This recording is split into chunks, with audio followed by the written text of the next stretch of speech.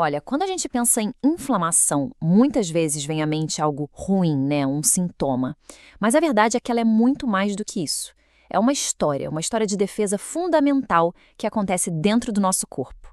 Uma resposta de emergência que é, ao mesmo tempo, super complexa e fascinante. Pensa comigo. O que um cortezinho de papel, aquela dor de garganta chata e um tornozelo que a gente torceu, o que tudo isso tem em comum? A resposta, claro, é a inflamação. É esse processo que liga essas coisas tão do dia a dia a uma batalha biológica super complexa que, no fim das contas, existe para nos proteger. Então, para entender essa história direitinho, a gente vai passar por alguns pontos. Primeiro, o que é inflamação? Depois, como o alarme do corpo é disparado, a chegada dos primeiros socorros, quem são os soldados da defesa, como o conflito se resolve e, claro, o que acontece quando essa resposta toda dá errado. Beleza, vamos começar pelo começo então. O que é de fato a inflamação? Que reação é essa que nosso corpo tem diante de uma agressão? A própria origem da palavra já dá uma pista incrível. Inflamação vem do latim inflamare, que significa literalmente pegar fogo. E essa metáfora é perfeita, né? Porque não se trata de um inchaço qualquer, aleatório. É uma reação totalmente planejada, orquestrada pelo corpo para lidar com uma ameaça, seja ela uma bactéria, um vírus ou até uma lesão física. E essa fogueira interna se manifesta do lado de fora através daqueles 4 sinais clássicos, sabe? O calor e o rubor, a vermelhidão, acontecem porque o corpo está mandando mais sangue para aquela área. É como se estivesse abrindo as estradas. O tumor, que é o inchaço, é o resultado do vazamento de fluidos e células de defesa para fora dos vasos. E a dor? Bom, a dor é o sistema de alarme gritando que tem alguma coisa errada ali. Tá, mas como é que o corpo sabe que precisa ligar tudo isso? O que exatamente dispara essa chamada de emergência? Então, a gente tem que imaginar que as nossas células imunológicas são como sentinelas. Elas têm sensores super especializados, os tais receptores de reconhecimento de padrões, que funcionam quase como, sei lá, detectores de fumaça, sabe? Ficam o tempo todo monitorando o ambiente em busca de qualquer sinal de perigo. E o genial é que essa vigilância funciona em 2 frentes. De um lado, os sensores detectam os PAMPs. Pensa neles como o uniforme do inimigo. São moléculas que só existem em micróbios invasores. Por outro lado, eles também detectam os DAMPs, que são sinais de fogo amigo. São moléculas das nossas próprias células que só aparecem quando elas estão danificadas ou morrendo. Ou seja, o corpo sabe diferenciar um ataque externo de um problema interno. Ok. O alarme soou. E agora? Agora começa a mobilização dos serviços de emergência. A primeira coisa que acontece é preparar o terreno para a chegada das tropas. Imagina os vasos sanguíneos como se fossem rodovias. Na hora da emergência, o corpo dilata essas rodovias para aumentar o fluxo de viaturas, que é o sangue.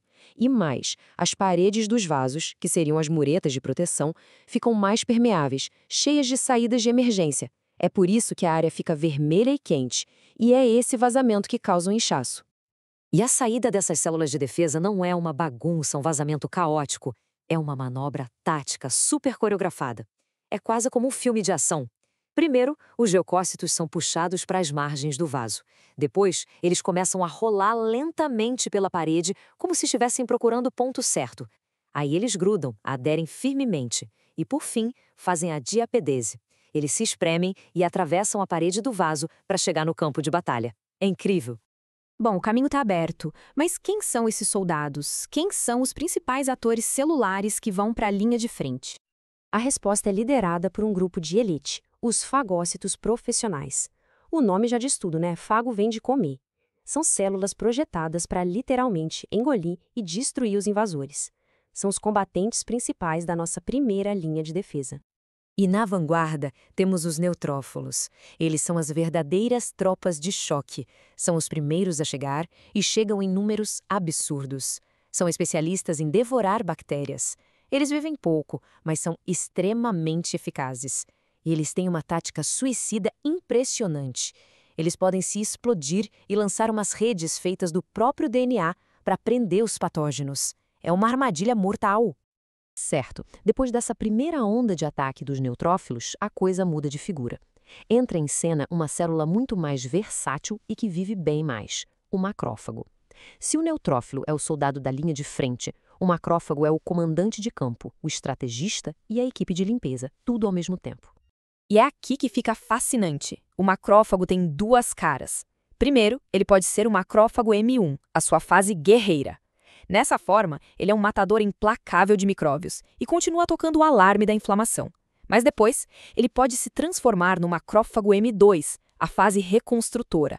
Aí, ele para de atacar, começa a limpar a bagunça, os detritos da batalha e libera sinais que promovem o reparo. Essa capacidade de mudar de guerreiro para reconstrutor é absolutamente crucial para a inflamação acabar e a cura começar. Toda batalha, por mais bem-sucedida que seja, precisa ter um fim, certo? Então como é que o corpo dá o sinal de fim de alerta e começa a arrumar a casa? E esse é um ponto-chave. A inflamação não acaba porque cansou. A resolução do conflito é um processo ativo. O corpo precisa, de propósito, desligar os sinais que promovem a guerra e ligar outros sinais que promovem a paz e a reconstrução. E quem são esses mensageiros da paz? São moléculas com nomes bem sugestivos, como lipoxinas e resolvinas. Pensa nelas como os diplomatas do corpo. O trabalho delas é, primeiro, mandar os neutrófilos pararem de vir. Depois, chamar a equipe de limpeza para recolher as células mortas. E o mais importante, elas dão um sinal para os macrófagos M1, os guerreiros, se transformarem nos reconstrutores M2. Mas e quando essa resposta tão bem orquestrada dá errado? É aqui que a gente entra no grande paradoxo da inflamação. Como uma coisa que existe para proteger pode se tornar ela mesma uma inimiga.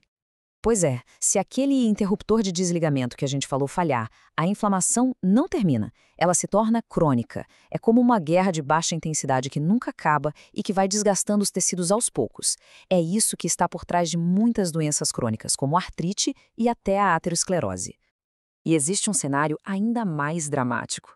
É a chamada tempestade de citocinas. Basicamente, o sistema perde completamente o controle e libera uma quantidade absurda, maciça, de sinais inflamatórios pelo corpo todo. A resposta de defesa se torna tão exagerada que ela mesma leva ao choque e à falência de órgãos. É o sistema de emergência implodindo. Então, no fim das contas, o ponto crucial é este. A inflamação é um ato de equilíbrio, um equilíbrio muito delicado entre uma defesa agressiva e uma resolução controlada. A saúde depende totalmente da capacidade do corpo de saber não só a hora de começar a lutar, mas, talvez mais importante ainda, a hora de parar.